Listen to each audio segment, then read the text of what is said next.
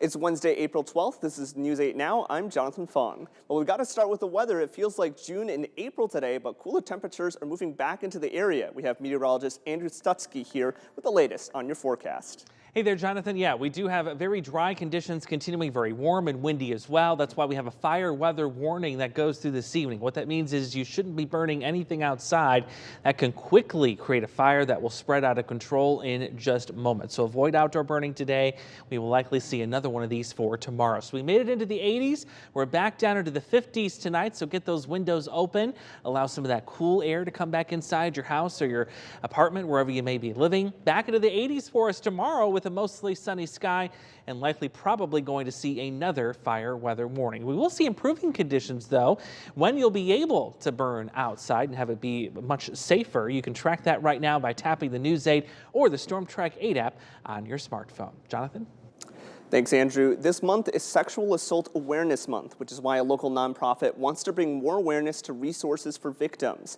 Freedom House offers treatment to survivors of domestic and sexual abuse, and leaders say they're helping over 200 clients right now just in their sexual violence program. Data from the CDC shows over half of women and 1 in 3 men will experience sexual violence involving physical contact during their lifetime. Freedom House leaders say one of the most common reactions to sexual abuse is victim blaming. A lot of times survivors are not comfortable maybe telling a friend or a family member.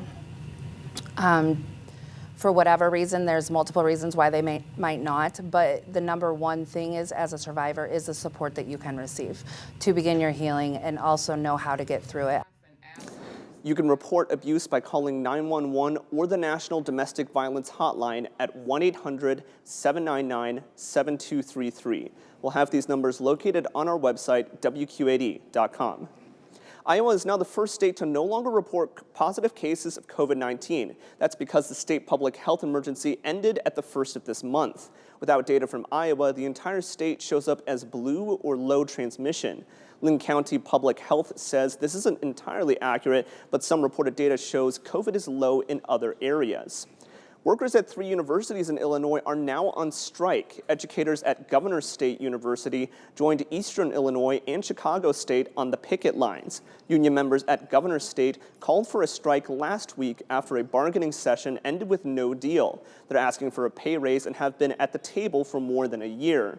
We've been below the cost of living for a long time, and then when you have high inflation, it gets to be too much, and everybody can relate to going to the grocery store or having your rent go up or trying to go out and get a car and looking what the interest rates are now.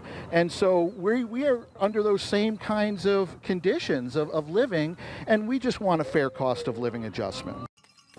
The university president said the walkout is disappointing.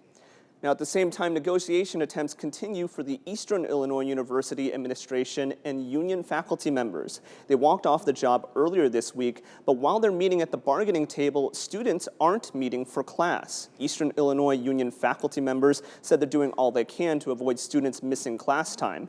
Now, according to union leaders, the administration left their previous meeting with the faculty's proposal in hand. They thought some progress would have been made, but that didn't happen. And that's all the time we have for News 8 Now. Be sure to stay connected online when you aren't in front of the TV. That's WQAD.com and our News 8 app for Apple, Android, Roku, and Fire TV, which are available anytime.